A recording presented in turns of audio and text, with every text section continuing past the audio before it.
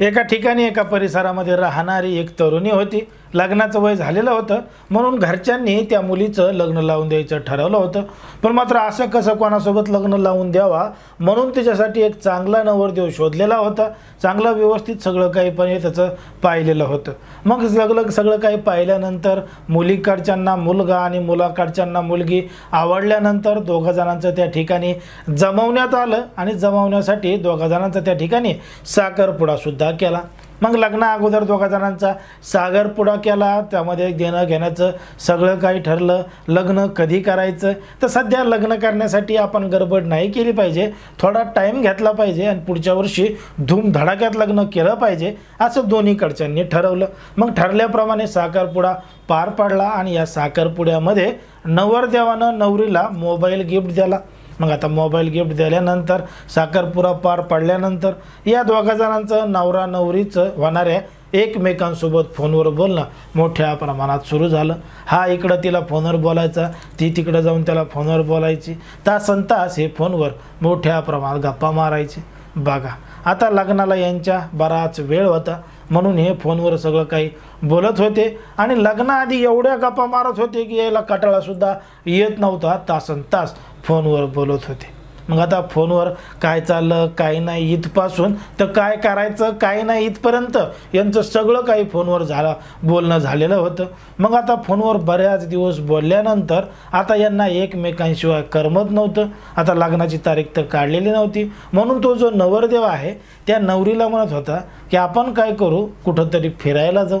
मग ती मुलगी म्हणे नाही आमच्या घरचे पाठवणार नाहीत. ते म्हणे तुझ्या घरच्यांना रेडी कर, आता आपला साखरपुडा झाला आहे, आपण काय करू बाहेर जाऊ आणि एक दिवस फिरून येऊ.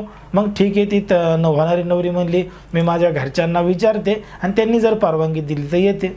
मग आता तिनं तिच्या घरी विचारलं आणि तिचे घरचे म्हणले ठीक आहे बाबा होणारा नवरदेव आहे नात्यातलाच आहे, तू काय कर जा फिरून ये काहीतरी बघून ये असं म्हणून ती त्याच्यासोबत फिरायला गेली. आणि फिरायला म्हणता म्हणता त्या होणाऱ्या नवरदेवानं अगोदरच एका ठिकाणी एका लॉजमध्ये रूम बुक करून ठेवली होती. आता रूम बुक करून ठेवल्यानंतर तो तिला फिरायच्या बहाण्यानं थेट लॉजवरच घेऊन गेला आणि त्या ठिकाणी घेऊन गेल्यानंतर तिला त्या ठिकाणी रूममध्ये गप्पा मारू लागला. तिच्या जवळ जाण्याचा प्रयत्न करू लागला. आता तिच्या जवळ गेल्यानंतर तिला धरलं आणि तिच्यासोबत संबंध ठेवण्यासाठी तिला तयार करू लागला. पण मात्र तिनं जोरदार त्याला विरोध केला. हे सगळं आत्ताच नाही, हे सगळं लग्न झाल्यानंतर करू असं त्या नवरीनं त्या नवरदेवाला सांगितलं. तेव्हा तो म्हणला आता आपला साखरपुडा झाला आहे, सगळं झालं आहे, आता काही दिवसामध्येच आपलं लग्न होणार आहे, तू कशाला नाही म्हणतेस, कशाला घाबरतेस, मी आहे ना. असं गोड गोड बोलून त्या होणाऱ्या नवरीला त्यानं एकदम विश्वासात घेतलं. आता एवढं विश्वासात घेतलं की ती होणारी नवरी त्याच्यासोबत सगळं काही करायला तयार झाली आणि अखेर त्या दोघा जणांनी त्या ठिकाणी लग्नाआधीच सुहागरात साजरी केली. आणि घडलं एक धक्कादायक प्रकरण, धक्कादायक घटना. नेमकं काय आहे संपूर्ण प्रकरण, कुठं घडली आहे घटना हे आपलं अगदी सविस्तरपणे बघायचं आहे. पण जर तुम्ही अजूनही आपलं चॅनल सबस्क्राईब केलं नसेल तर लगेच सबस्क्राईब करून घ्या आणि बाजूला असणाऱ्या बेल नोटिफिकेशनला सुद्धा ऑन करायला विसरू नका. आता ही जी संपूर्ण घडलेली घटना आहे ती आहे मध्य प्रदेशमधल्या ग्वालियरमध्ये घडलेली संपूर्ण घटना आहे.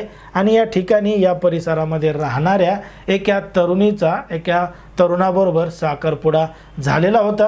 मागच्या वर्षी जुलै महिन्यामध्ये या दोघा जणांचा साखरपुडा झालेला होता. आणि साखरपुडा झाल्यानंतर तो जो नवरदेव आहे त्या नवरदेवानं या होणाऱ्या नवरीला लॉजवर नेलं होतं आणि लग्नाआधीच तिच्यासोबत सुहागरात साजरी केलेली होती. आणि या घटनेमुळं या गोष्टीमुळं त्या नवरीची मोठी फजिती झाली होती.